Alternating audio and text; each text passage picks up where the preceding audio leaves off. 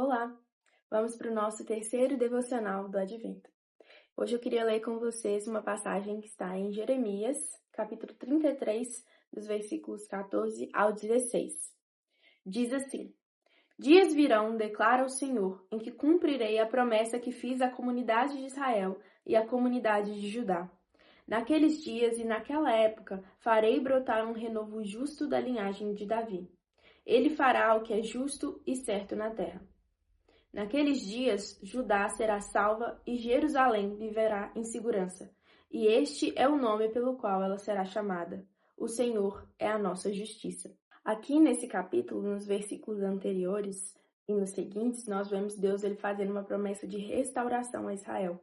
Ele prometendo que ia restaurar a terra de Israel e falando, que o povo ia voltar a cantar, ia voltar a ter prosperidade, ter animais povoando aquela terra. E ele fala sobre como ele vai fazer isso, como ele vai restaurar essa terra de Israel. E aí chegamos aqui nesses versículos do 14, 15 e 16. E como ele iria restaurar essa terra de Israel é através de um renovo justo que brotaria da linhagem de Davi, que ele fala no versículo 15, que ele cumpriria a promessa que ele fez, à comunidade de Israel e de Judá. E a gente vê que essa promessa, ela vem desde o princípio, da palavra de Deus. E aí é interessante a gente pensar no fato de que ele fala de um renovo justo da linhagem de Davi. E Davi, para quem conhece a história, ele pecou. E a partir do pecado dele veio, toda uma maldição também sobre o resto da família dele. E os filhos deles pecaram, os netos pecaram. E nós temos a linhagem de Davi. Deus prometeu que não tiraria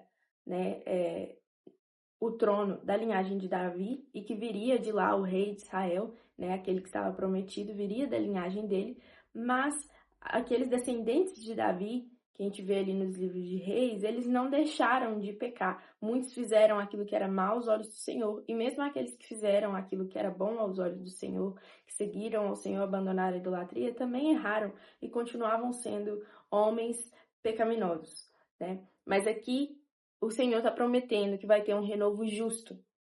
Agora sim, ele promete aquele que não vai ter nenhuma iniquidade, aquele que vai purificar toda a linhagem de Davi, E eu gosto de pensar a respeito disso, porque na nossa vida nós também temos, passados às vezes obscuros, nós temos familiares que tiveram uma vida que não agradou ao Senhor, nós temos uma história familiar que muitas vezes é permeada por tragédias, por sofrimento, por pecados dos nossos antepassados, e às vezes o diabo ele tenta dizer pra gente que isso vai determinar o nosso futuro, ou então que isso diminui o nosso valor, ou que isso diminui o amor de Deus por nós.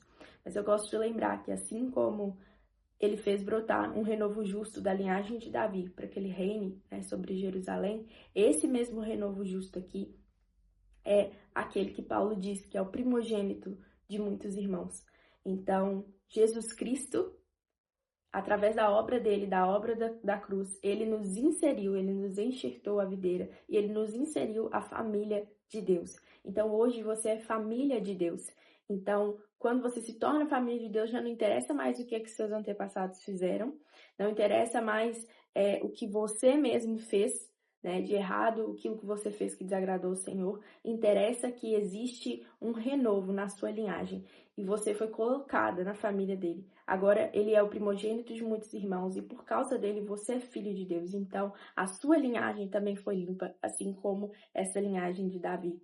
Então isso é algo poderoso da gente pensar, que através da vinda dele nós temos agora uma esperança de santidade. Nós temos a nossa linhagem, a nossa história reescrita, a nossa história limpa, a nossa história refeita. E outra meditação que eu gostaria de trazer em cima desse texto é que aqui ele fala sobre a terra ser salva, Judá será salva e Jerusalém viverá em segurança, E ele fala de uma justiça.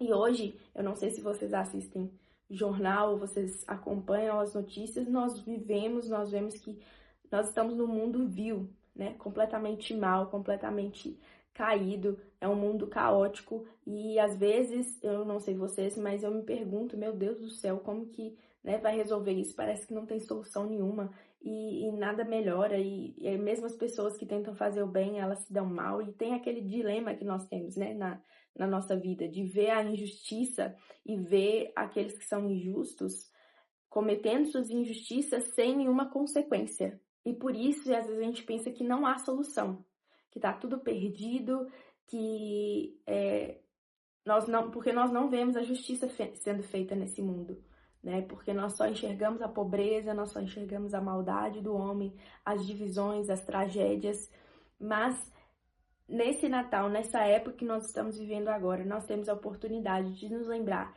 que a nossa esperança, ela tem um nome. A nossa esperança é Deus conosco e Ele carrega consigo um cetro de justiça. Então a justiça está em suas mãos e a palavra dele que não falha, é que prometeu isso para nós. Então ele já veio uma vez como aquele menino, como aquele bebê que veio como homem, viveu tudo que nós vivemos, cresceu, morreu por nossos pecados e nos salvou.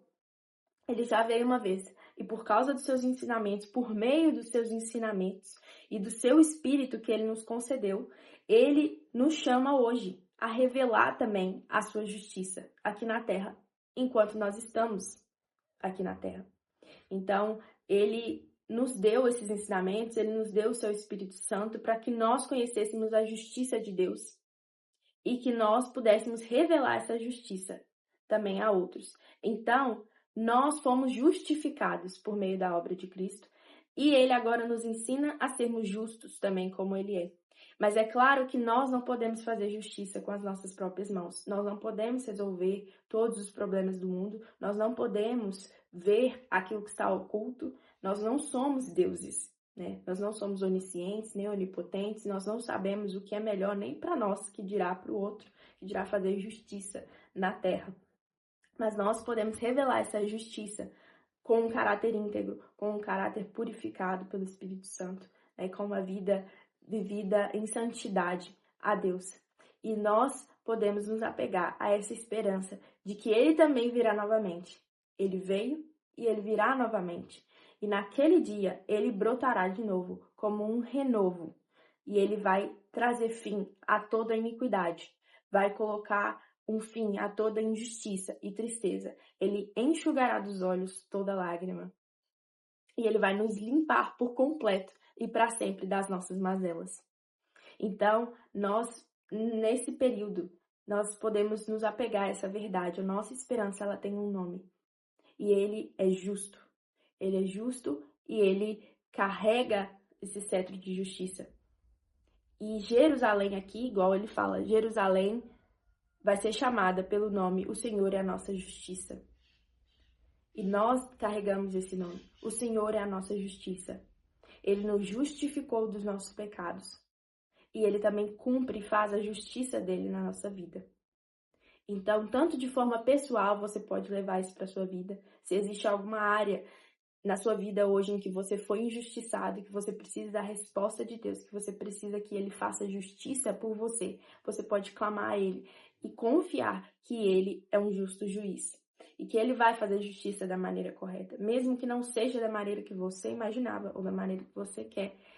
A justiça dele é perfeita, a nossa não. Então, você pode confiar e orar e clamar a Ele para que Ele faça justiça na sua vida. E também podemos clamar de forma mais abrangente, para que Ele faça justiça sobre a terra, para que Ele retorne, para que a justiça dele seja completa.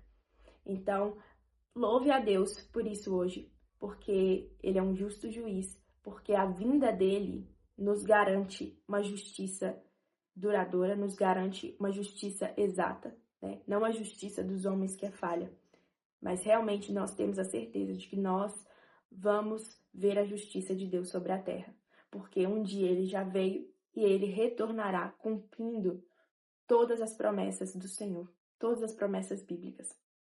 Então louve a Ele por isso hoje, encha o seu coração de alegria, porque haverá justiça na terra. Amém?